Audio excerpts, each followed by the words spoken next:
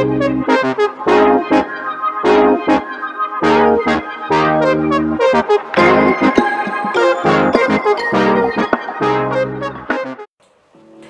everyone!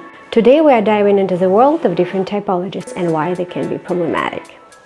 But I mean, why typologies, and actually, what's the problem with them? You know how in our day-to-day lives we meet all sorts of people? Some are super outgoing and friendly. Others are more reserved and introverted. Then you've got your natural leaders, creatives, and brainy nerds. And there are always people we instantly click with and the others who rub us just the wrong way. And we tend to put people in those neat little boxes even without realizing it. But it's hard to pinpoint why some people are more likable, while others are hard to understand and connect with. Why some people can be good at public speaking even without a long training. Why some are sharp and precise, and others can brainstorm on the fly.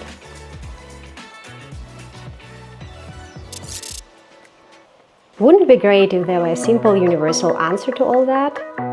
Just imagine figuring out someone's personality at a glance.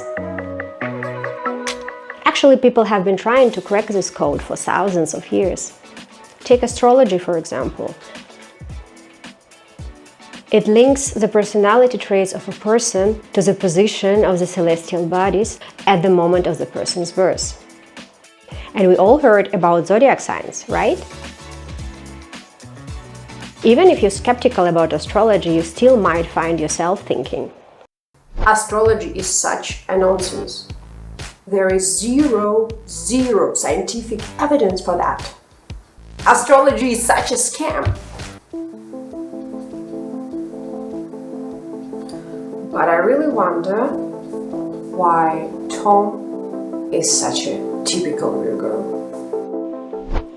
But today we are here not to talk about astrology. Instead, I would like to zoom in on the problems with typologies related to personality types, cognitive functions, or energetics. Like psychological types of Carl Jung, who actually introduced the terms extrovert and introvert, and now they are common worldwide. MBTI, Myers-Briggs Type Indicator, Socionics, Psychosophy, Enneagram, and more. Currently, those personality typologies are quite popular, and some of them are used in hiring, conflict resolution, and even meeting a suitable partner. So let's break it all down and see why those systems, while interesting and often scientifically sound, might not be as reliable as you think. And is there any reliable system at all? And what needs to be taken into account when looking for or creating an objective typology system? The first problem we are going to look at is the Barnum effect. Alright, quick pop quiz. When you hear the name Frankenstein, you probably right away think about the monster, right? But actually, Frankenstein was the name of the doctor who created the monster and not the monster itself. Now, in the case of Barnum effect, it was actually named after the monster. Confusing, I know, but stay with me. So, let's travel back to 1948. Picture this. An American psychologist, barnum-forer, decided to run a little experiment. He gave a test to his psychology students. The students were told they would receive an individualized personality vignette based on their results. A week later, Forer handed each student their vignette and asked them to rate how accurately it described them on the scale from 0 to 5. The average rating was 4.3. Amazing, isn't it? But here's the kicker. The students had all received the exact same vignette. Forer had put together a generic description from an astrology book, and everybody thought it was spot on. Mind-blowing, right? But it doesn't stop there.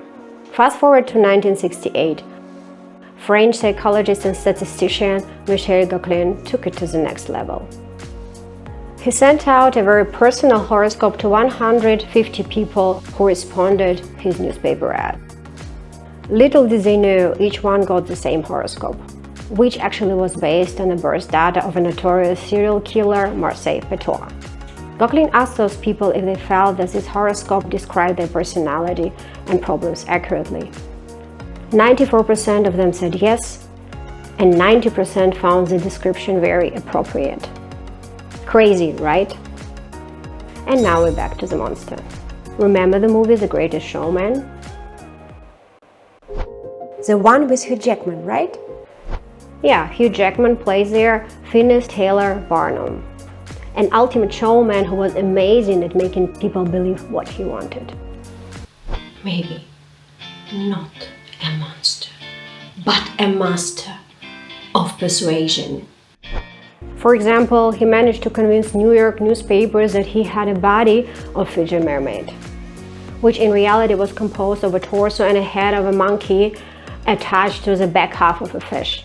Oh my god, that is horrible and fascinating at the same time. Such a creative man. Sure, personality typologies would not try to convince you that mermaids or flying monkeys exist. The essence of Barnum effect in this case is all about how general and at the same time vague statements can feel super personal. And when we trust the person giving us the feedback and believe this person to be very professional, then it hits home. You have a tendency to be critical of yourself. At times, you have serious doubts as to whether you have made the right decision or have done the right thing. You have a great deal of unused capacity, which you have not turned to your advantage. Those are just a couple of items out of the vignette that Forer gave to his students. Sounds pretty spot on, right? I bet you can relate to a lot of those statements. So when you read a description after taking a personality test or one given you by a typologist after the interview, keep the Barnum effect in mind. And by the way, as Barnum himself had no problem to acknowledge and condemn the existence of hoaxes, such as a famous Cardiff giant, yet he still displayed his own giant in New York, claiming his was a genuine article and the Cardiff giant was a fake. Similarly, many typologists are aware of Barnum effect and may claim that their systems are immune to it. But are they really? And if even some of them are, it's just scratching the surface. In my next video, we are going to dive into even more problems connected to personality systems. Until next time, never stop questioning and stay pink curious.